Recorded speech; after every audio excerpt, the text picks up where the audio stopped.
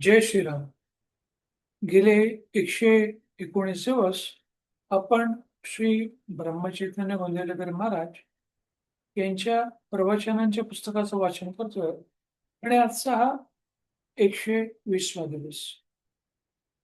गोंदवले सातारा महाराष्ट्रातील तो संत ज्यांनी रामनामाचा जप आयुष्यभर केला आणि श्रीरामाच्या जीवनाची महती सगळ्यांना साध्या सोप्या भाषेत समजावून सांगितली.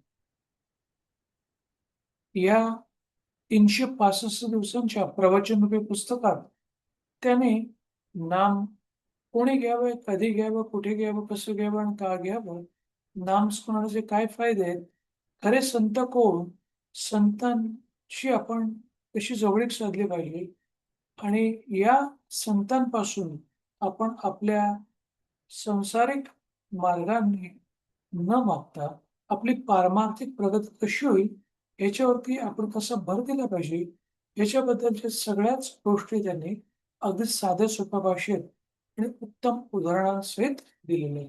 तर आजचा हा 120वा दिवस आहे, त्याचं आपण आता वाचन करूया. त्याचं शीर्षक आहे पैशाच्या आसक्तीत राहू नये. कामवासना आणि पैसा ही दोन्ही परमार्थाला विघातक आहेत. पण मला जर कोणी विचारले, की त्यातल्या त्यात जास्त घातक कोणते? तर मी सांगेल, की पैसा हा त्यात परमार्थाला जास्त हानिकारक आहे. म्हणजे गोंदिवलेकर महाराज सांगतात, की कामवासनेपेक्षाही पैसा जास्त हानिकारक आहे. आणि तो का? परमार्थासाठी का हानिकारक आहे? तर पैसा हा भगवंताची निष्ठा फार कमी करतो.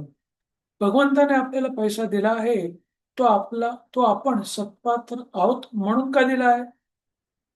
यासाठी भिकाऱ्याला पैसा देताना उगीचच वाद घालू नये. तसे करणे म्हणजे काही न करण्याची बुद्धी होय. एखादा त्यागी मनुष्य सर्व देईल, पण स्व देणार नाही. म्हणजे स्वतःला देणार नाही. स्व देऊन मग सर्व ठेवले तरी चालेल. पण हे सर्व ठेवून जर स्व ठेवला तर ते मात्र चालणार नाही. म्हणजेच मी देतो ही भावना राहिली तर सर्व देणेच वाया जाते. म्हणजे आपण देताना देखील अशा पद्धतीने दिलं पाहिजे, की आपल्याला कोणत्या प्रकारची भावनाच निर्माण झाली नाही पाहिजे, की मी हे करतो. हे त्याच्या इच्छेने झालेलं आहे. म्हणून म्हणतात, की दान पण एका हाताने दिलेलं दान हे दुसऱ्या हाताला समजलं नाही पाहिजे. मुख्य म्हणजे त्यातली वासना गेली पाहिजे, तर ते खरे सुख लागते. देह हा देह हा पाय धरून त्यावर इमारत बांधू लागलो, तर इमारत पक्की कशी होणार? मी माझा देह म्हणतो, पण ताप येणे, न येणे, इजा होणे, न होणे हे आपल्या हातात आहे का? मी माझे रक्षण करेन असे आपण म्हणतो, पण वाटेत ठेच लागून पडल्यावर लोकांनी मला घरी आणावे लागते. म्हणजे जीवित किती परस्वाधीन आहे. म्हणजे आपला देह किती परस्वाधीन आहे. आपण मी म्हणतो, पण आपल्याला बऱ्याचशा गोष्टी दुसऱ्यांवरतीच अवलंबून राहून काम करून घ्यावं लागतं. देहाने कितीही कार्य केले, तरी ते कळसाला नाही पोहोचणार. अभिमानाने केलेले कार्य कसे कळसाला पोहोचणार? एक भगवत इच्छेने कार्य केले तरच ते शेवटाला जाते. समर्थांनी देहदृष्टी देहबुद्धी नष्ट करून रामाचे अधिष्ठान ठेवून खरे केले. म्हणून त्यांना एवढं कार्य करता आलं.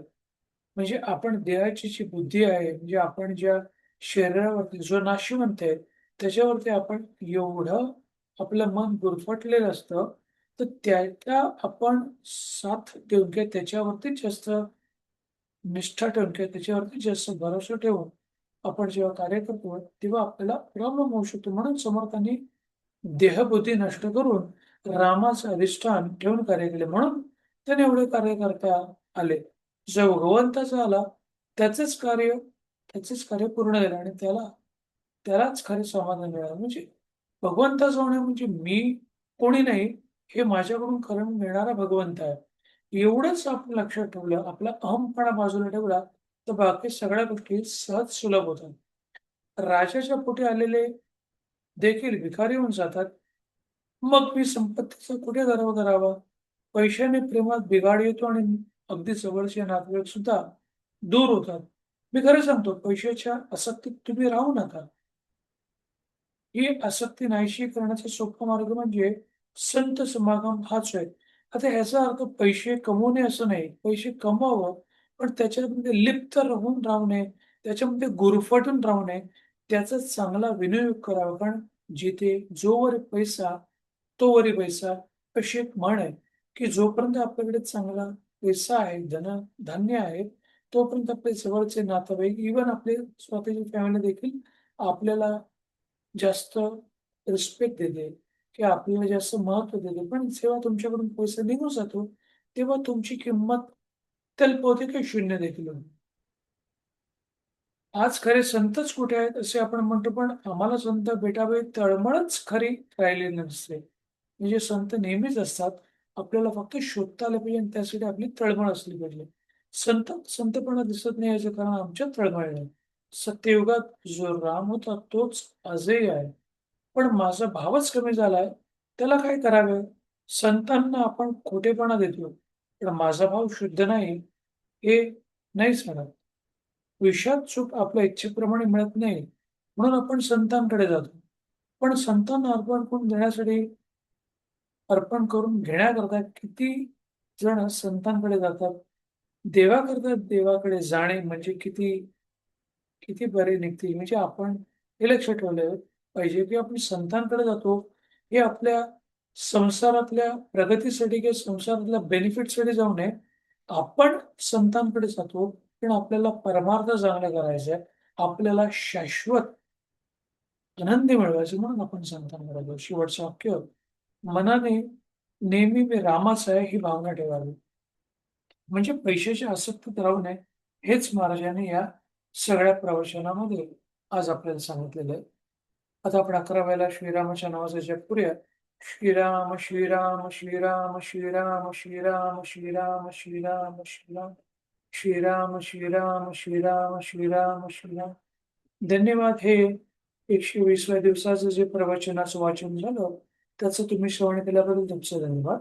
तुमच्याबरोबर तसा असाच आनंदाचा, सुखाचा आणि आरोग्यपूर्ण जावं, हीच त्या श्रीरामचरण इच्छा व्यक्त करतो आणि ते समजतो.